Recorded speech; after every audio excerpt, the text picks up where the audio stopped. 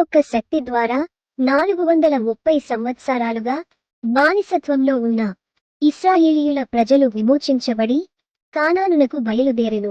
కాని ఇశ్రాయేలీయుల ప్రజలు వారిని విమోచించిన దేవుని యొక్క కృపను మరచిపోయారు.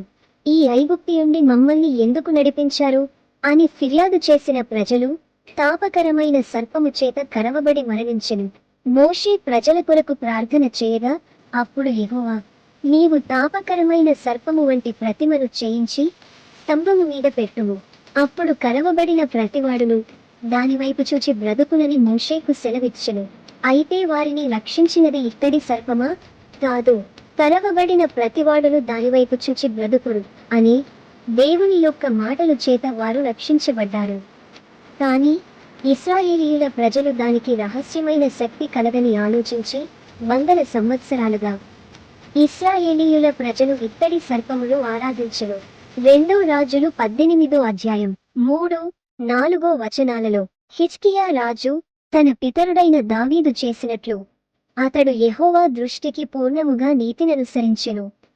ఉన్నత స్థలములను కొట్టివేసి విగ్రహములను పగులగొట్టి దేవతా స్తంభములను పడగొట్టి మోషే చేసిన ఇత్తడి సర్పమును చిన్నాభిన్నములుగా చేసెను.